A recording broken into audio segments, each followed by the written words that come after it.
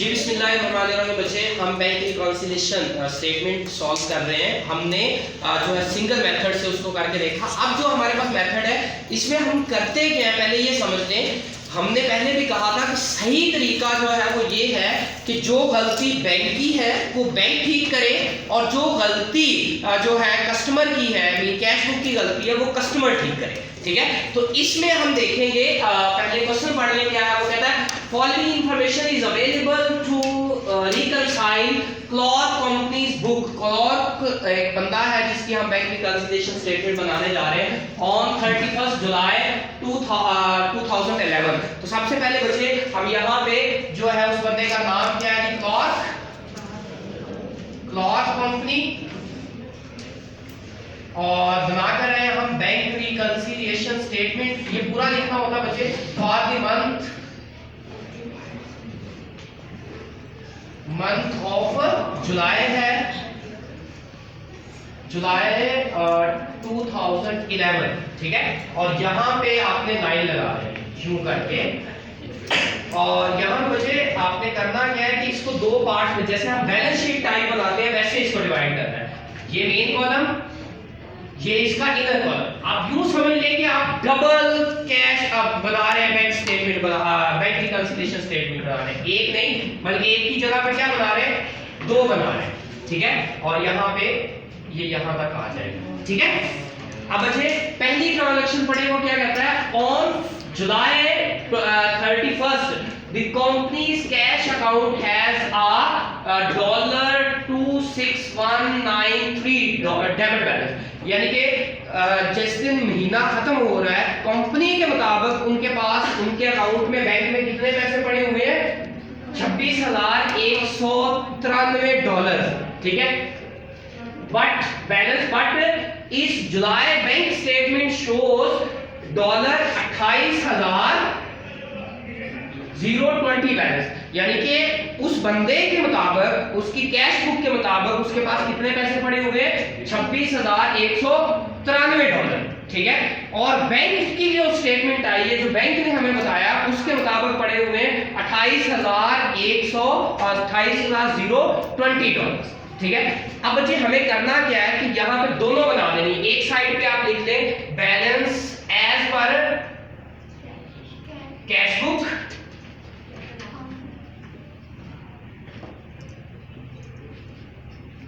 Cash book, और obviously ये क्या होगा, डेबिट बैलेंस कितना है जी, $26,193।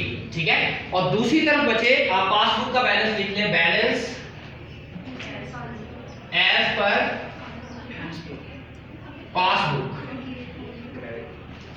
क्रेडिट बैलेंस कितना है बचे, $28,020।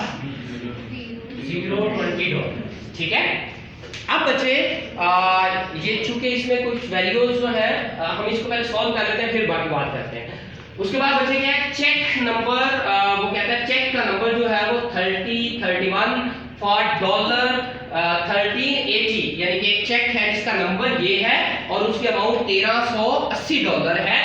एंड चेक नंबर ये वाला फॉर अमाउंट 552, यानी कि चेक नंबर जो 3040 है उसकी अमाउंट कितनी है, 552 पर आउटस्टैंडिंग 30 जून तक जो है वो आउटस्टैंडिंग थे। यानी कि हमने लिखे हैं लेकिन जो है वो बैंक ने पे नहीं की। अब ये 30 जून की बात हो रही है, मीन टू से ये पिछले महीने के, क्या है, पिछले महीने के हैं। तो पिछले महीने के आउटस्टैंडिंग थे, मतलब कि पिछले महीने हमने बैंक को दिए लेकिन बैंक ने ऐड नहीं किए। इस दफा उसने क्या किए, ऐड किए, हमने ऐड नहीं किए हुए। तो हमें भी क्या करना चाहिए, ऐड कर लेने चाहिए। तो यहाँ पे बच्चे हम क्या करेंगे, सिंपली इसको ऐड कर लेंगे। ये यहाँ पे साइन लगा ले सिंपल, और यहाँ पे दो तरह से साइन लगा ले। नंबर 1 जो है वो यहाँ पे इस स्टेटमेंट के साथ लिख लें, प्लस होना है इसमें कैश बुक। ठीक है, ये हमारी गलती है ना बच्चे, बैंक ने तो ऐड किए हुए, पिछले 30 जून को वो आउटस्टैंडिंग थे, ऐड नहीं हुए थे, तो इस महीने में बैंक ने ऐड किए हैं, हमने ऐड नहीं किए हुए थे। ठीक है, तो हमें अब क्या करने, ऐड करने। सेकंड वन क्या बच्चे, cheque number 3056 of amount to $1 were erroneously entered in accounting record as $1230। बचे हमारे पास एक चेक था जो कि कितने का था, $1250 का, ठीक है। उसको हमने अपनी बुक में लिखते हुए कितना लिख दिया है, 1230। मीन हमने क्या है, 20 रुपए कम लिख दिया। हमें क्या करना चाहिए, सिंपली 20 रुपए ऐड कर देने चाहिए, $20 ऐड कर देने चाहिए। तो ये भी हमारे पास क्या होगा, ऐड होगा कैश बुक में कितना, $20, ठीक है। उसके बाद बचे जो है वो क्या है, bank collected $9,000 on behalf of clerk and deducted $45 clerk has not entered in his book. हाँ जी, वो कहता है बैंक ने हमारे बिहाफ पे 9,000 रुपया कहीं से, $9,000 कहीं से कलेक्ट किया, ठीक है।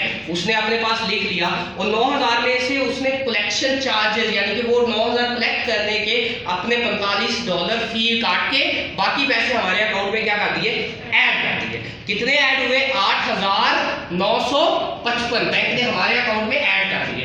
हमने उसका कुछ भी रिकॉर्ड नहीं किया, तो हमें भी अपने अकाउंट में क्या करना चाहिए, ऐड कर देना चाहिए सिंपली। तो ये बच्चे क्या हो जाएगा, कैश बुक में ऐड होगा किसने, कैश बुक में 8,955, ठीक है।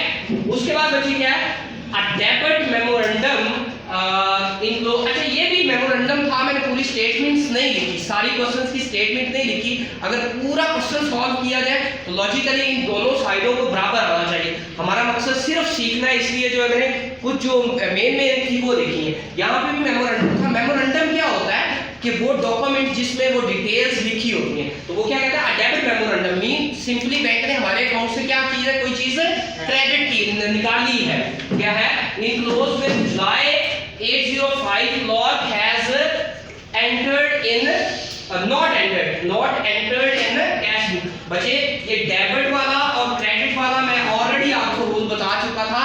अगर कोई चीज हमारे अकाउंट से डेबिट होती है तो उसको हम क्या बोलते हैं, डेबिट मेमोरेंडम, जिसका मतलब बच्चे ये होता है कि हमारे अकाउंट से इतने पैसे डिडक्ट हुए हैं। और क्रेडिट मेमोरेंडम मीन जिसका मतलब ये होता है कि इतने पैसे हमारे अकाउंट में ऐड हुए हैं। अब बैंक ने हमारे अकाउंट से $805 जो है वो क्या किए, डिडक्ट किए, लेकिन हमें नहीं पता, हमने रिकॉर्ड नहीं किए हुए, तो हमें भी क्या करना चाहिए, अपने अकाउंट से डिडक्ट कर देने चाहिए। ये लेस होगा किससे, कैश बुक से, ठीक है। उसके बाद बचे क्या है, $15 debited memorandum for bank service charges. Bank हमें अपनी सर्विसेज प्रोवाइड करता है जिसके अगेंस्ट उसने हमसे $15 जो है वो क्या किए, चार्ज किए, ठीक है। तो $15 चार्ज किए तो हमारे अकाउंट से $15 निकालने हैं, बैंक ने निकाल दिए, हमने नहीं निकाले, तो हम भी अपने अकाउंट से क्या कर देंगे, लेस कर देंगे। ये $15 भी क्या हो जाएंगे बच्चे, लेस हो जाएंगे कहां से, कैश बुक से, ठीक है।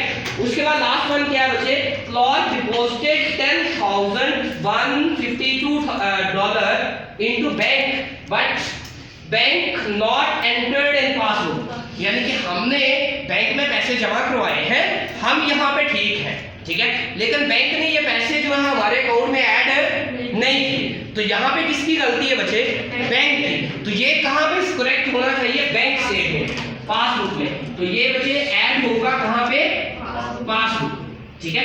अब सिंपली यहाँ पे चूंकि एक ही है तो पहले इसको यहाँ पे ऐड लिख दें। कौन सी स्टेटमेंट है, जी क्या है हमारे पास, ये ऐड हो जाएगा, क्या नाम है, not credited by bank, not entered in passbook. कितने हैं जी, 10152, ठीक है। इसको ऐड कर लेंगे और जितना भी होता, कितना बनता है, 38,172, ठीक है। उसके बाद बचे बाकी सारे जो है वो इसमें ऐड प्लस हो रहे हैं। पहले ऐड कौन कौन से हो रहे हैं वो देख लें। एक ये ऐड हो रहा है, दूसरा ये ऐड हो रहा है और एक ये ऐड हो रहा है। 3 ऐड हो रहे हैं और 2 माइनस हो रहे हैं। क्या पहले ट्रांजैक्शन नंबर 2 बी, बी में क्या है जी, पर आउटस्टैंडिंग, दोनों को ऐड करें, आउटस्टैंडिंग चेक लिख दें यहाँ पे, आउटस्टैंडिंग चेक क्या है, चेक। आउटस्टैंडिंग चेक वो बचे जो अभी ऐड नहीं हुए। कितना है जी? 1380 प्लस कितना बनता है? 1932। ठीक है। उसके बाद बचिए और कौन सा ऐड हो रहा है? चेक नंबर 3056 अमाउंटिंग टू ये, और इसमें डिफरेंस कितना है? एरर। यहाँ पे लिख ले ट्रांजैक्शन नंबर क्या? C, और ये क्या है जी? एरर। हमारी गलती है बच्चे, कितनी की गलती है? $20 की, तो यहाँ पे हम $20 लिख देंगे। ठीक है। उसके बाद हमारे पास क्या है जी? ये भी ऐड हो रहा है, कितना जी? 8955 क्या है? Bank credited. हाँ, बैंक क्रेडिटेड, या हमने ऐड नहीं किया, बैंक कलेक्शन बैंक ने ऐड किया बच्चे, हमने ऐड नहीं किया। कितना? 8955। ठीक है। उसके बाद क्या है हमारे पास? ये माइनस हो रहा है, ये भी माइनस हो रहा है, ये प्लस में यही है। कितने बनते हैं जी?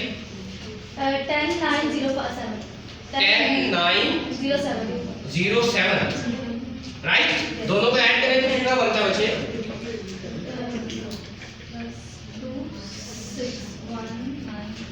29040। 29 तो नहीं बनता, 37,000। ठीक है। अब इसमें से बच्चे लेस करते हैं। क्या क्या है जी? हमारे पास एक ये लेस हो रहा है और एक जो है ये लेस हो रहा है। क्या है जी? Debit memorandum. बच्चे जहां पे मैंने आपको लिखवाए हुए थे डेबिट और क्रेडिट रूल्स, यानी कि अगर कोई चीज डेबिट करे तो उसका मतलब क्या, और अगर कोई चीज क्रेडिट करे तो उसका मतलब क्या है, वहीं पे उस वर्ड को डेबिट और क्रेडिट के साथ आगे एडिशनल वर्ड लिख लें, memorandum. Debit memorandum, credit memorandum, meaning same है। ठीक है। लेकिन बैंक में पूरी टेक्नोलॉजी जो यूज होती है उसका हम डेबिट मेमोरेंडम या क्रेडिट मेमोरेंडम बोलते हैं। कितना है जी? ये कितने का है? 15। अच्छा सॉरी, ये दोनों डेबिट मेमोरेंडम है, तो ये 805, और ये इसमें कौन सा जी? E, और उसके बाद क्या है? F।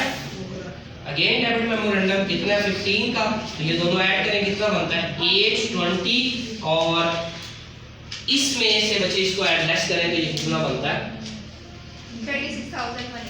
36,180। ठीक है। ये बच्चे आपका सॉल्यूशन हो गया। लेकिन यहाँ पे एक चीज याद रखिए, अगर पूरा क्वेश्चन आप लेंगे, क्योंकि मैंने बहुत लेंथी क्वेश्चन था तो उसमें शॉर्ट पोर्शन जो रिलेटिव चीजें थी वो ली है, तो ये दोनों साइडें आपस में क्या आनी चाहिए? बराबर आनी चाहिए, देन आपका क्वेश्चन ठीक होगा, अगर आप इस मेथड को फॉलो करें।